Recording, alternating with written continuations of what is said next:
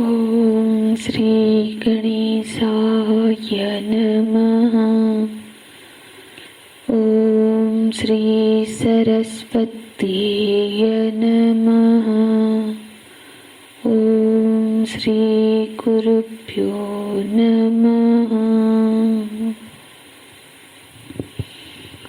श्लोक 62-63।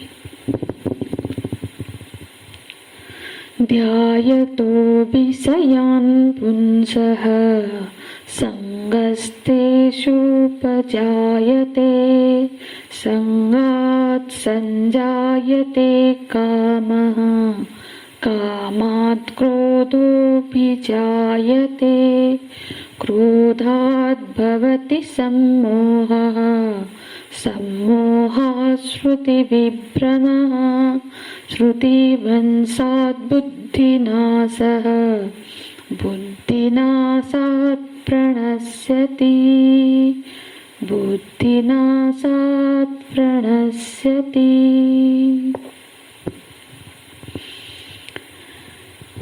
स्थितप्रज्ञ बनने की जो यात्रा है उसमें संयम की क्या भूमिका है वो प्रकरण चल रहा है।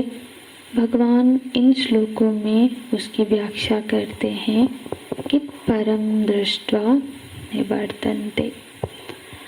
विषय के प्रति जो रस बुद्धि है वो तब तक पूरी तरह से नहीं जाएगी जब तक परमात्मा दर्शन न हो जाए।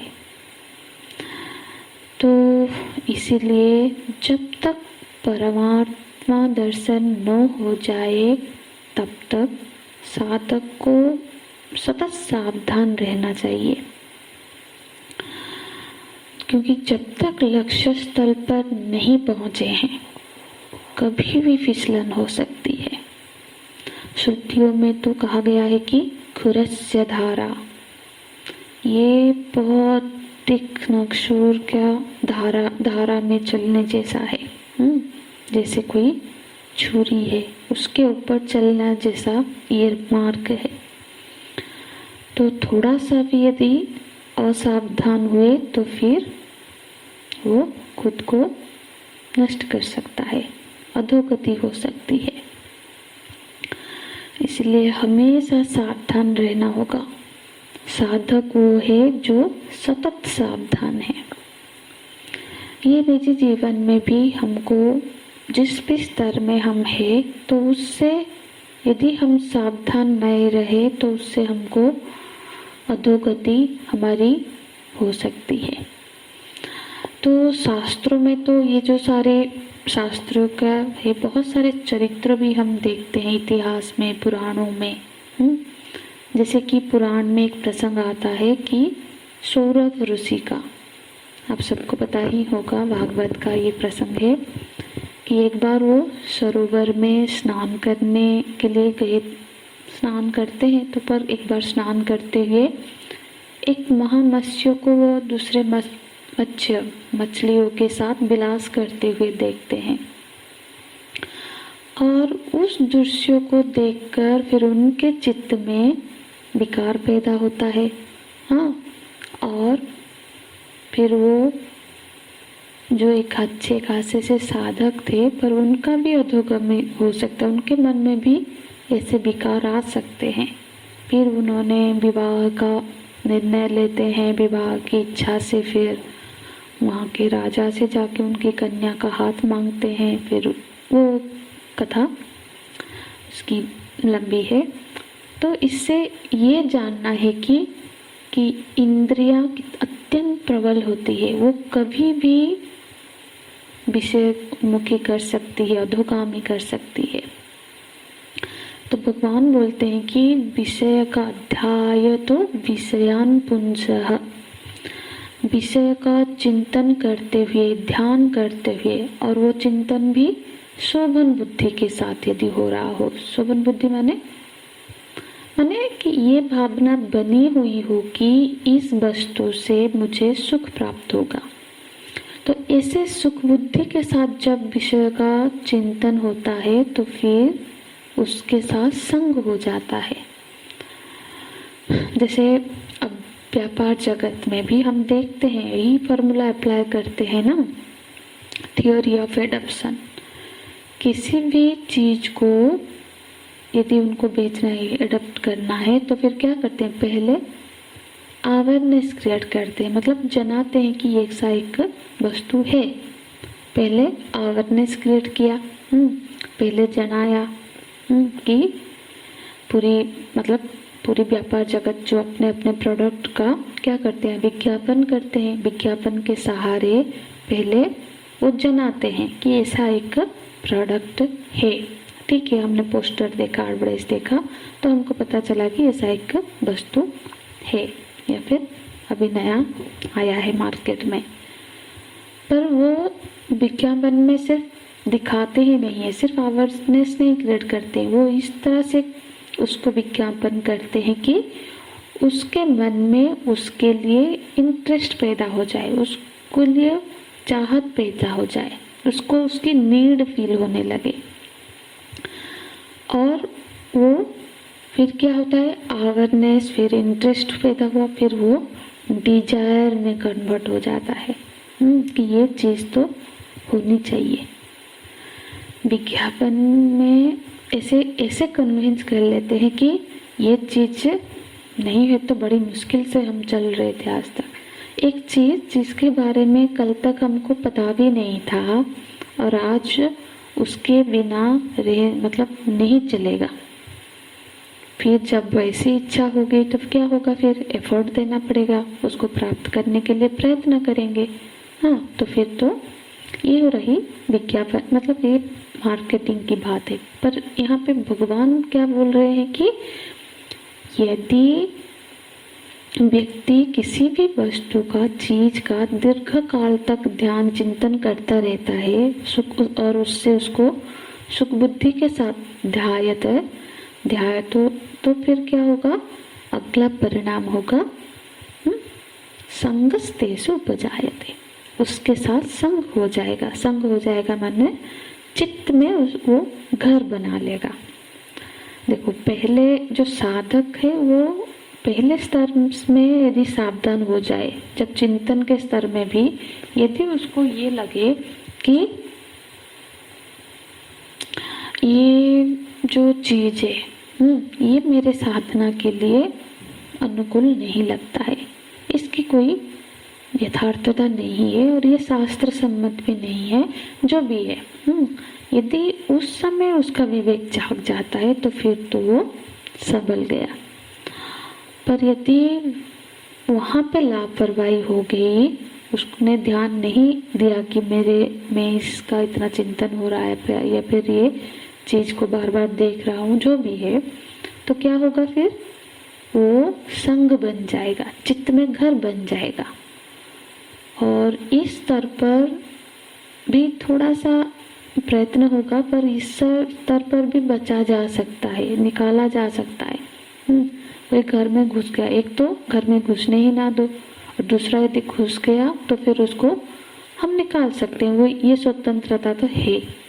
हालांकि जोर लगेगा, फिर निकल आया तो अंदर आ गया तो निकालने में, ठीक है। पर यदि प्रॉब्लम कहाँ होती है, जब ये संग इच्छा का रूप ले लेता है तब मुश्किल बढ़ जाएगी। इच्छा माने क्या है, इच्छा माने हमारी बुद्धि ने ये निर्णय कर लिया कि इसको तो घर में रहना चाहिए, ये चाहिए। इच्छा वो चीज है जब तक वो पूरी ना हो ना तब तक नहीं मिटती है। जैसे कि वो खत्म ही तब तक ना हो जब तक उस इच्छा को हम पूरा ना कर ले। इच्छा को भगवान भाष्यकार अर्थ करते हैं तृष्णा। तृष्णा मतलब प्यास, और प्यास को बिना पानी पिए तो नहीं मिटती है। इसलिए इस स्तर पर भी बचा जा सकता है यदि गुरुजनों का, गुरु का, प्रभु का कृपा हो सकता है कि उनके डर से, गुरुजनों के डर से भी कभी कभी कोई चीज की इच्छा हो तब भी उसको नहीं करते हैं, उस पर आगे नहीं बढ़ते हैं लोग, ठीक है। पर वो चीज जब साधक जानता है, उसकी बुद्धि ये जानती है कि ये निषिद्ध है मेरे लिए, तब यदि इच्छा जाग गई है तो उसकी बुद्धि अब क्या करती है, उसको जस्टिफाई करने लगती है और उसको प्राप्त करने के लिए प्रयत्न होता है। और प्रयत्न होगा तो फिर दो चीजें हो सकती है, हो सकता है कि वो मिल जाए, वो एफोर्ड कर पाता है तो खरीद लाएगा, या वो मिल जाए तो मिलने पर क्या होता है, फिर भी वो साधना से तो डाइवर्ट होगा क्योंकि वो उसके साधना के अनुकूल चीज नहीं थी। और दूसरी बात होती है कि उसमें क्योंकि सुख बुद्धि है तो वो बना रहे ऐसा लोभ बनेगा, लोभ होगा। लेकिन अगर नहीं मिला तो फिर नहीं मिला और चाहत बनी हुई है तो फिर क्या होता है, जो भी उसको न मिलने का कारण बनता है, जो व्यवधान बनता है, फिर उसके ऊपर उसके साथ क्या होता है, संघर्ष होता है। और यही संघर्ष ही क्रोध है। और फिर क्रोध आया तो फिर क्रोध पहला काम करता है, विवेक को ढक लेता है। क्रोधात् भवति सम्मोह। सम्मोह मतलब मोह, मोह मतलब विपरीत बुद्धि, मोह मतलब जो विवेक को ढक दिया, विवेक काम और नहीं कर रहा है। ये क्रोध का बहुत बड़ा विकृत रूप हो गया। इस समय मुझे क्या करना, क्रोध आया माने क्या करना चाहिए, क्या नहीं करना चाहिए, और ऐसे निर्णय लेने में बुद्धि अभी असमर्थ हो गई। और उसका जो उसने वो कर बैठते हैं जो उसको नहीं करना चाहिए। तो कहते हुए भी कि मतलब जब ऐसा भी हो सकता है कि कुछ देर बाद हो सकता है वो जब शांत होगा तो उसको ऐसा लगेगा कि अब वो चिंतन से सोचेगा कि क्या हुआ, तो उसको खुद लग सकता है, ग्लानि भी हो सकती है कि मैंने ऐसा कर लिया। हाँ, पर उस समय उसको वो जब वो कर रहा होता है उस समय उसको वो सही लग रहा होता है कि यही सही है मैं जो कर रहा हूँ। तो वो विवेक का काम नहीं करता है उस समय। इसलिए तो बड़े बूढ़े कहते हैं ना कि जब बहुत क्रोध आए तो फिर क्या करना चाहिए कि उसको अभिव्यक्त करने के लिए थोड़ा सा डिले कर दें, थोड़ा सा टाइम लेना चाहिए।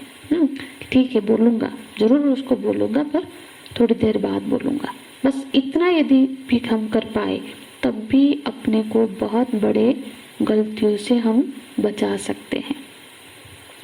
टाइम ले लेने से पर क्या होता है ना, थोड़ी देर में फिर विवेक जागती है, क्योंकि क्रोध जो उसको ढक देता है, जैसे थोड़ा सा ठंडा होता है वो विवेक जागती है, तो फिर वो विवेक नहीं ऐसा सही नहीं है, ये सही है, ऐसा फिर विवेक जागता है। तो हो सकता है कि हम वो गलती फिर ना करें उस समय। तो यदि ऐसा नहीं हुआ तो फिर क्या होता है, क्रोध से सन्मोह और स्वमोह श्रुति विभ्रमः, वो ये और एक ज़्यादा एक विपदपूर्ण स्थिति में हम पहुंच जाते हैं। इसकी चर्चा कल के कक्षा में करेंगे। हरि ओम तत्सत्। ओम पूर्णमदः पूर्णमिदं पूर्णात् पूर्णमुदच्यते पूर्णस्य पूर्णमादाय पूर्णमेवावशिष्यते।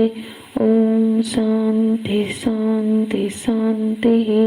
हरिः ओम। श्री गुरुभ्यो नमः। हरिः ओम।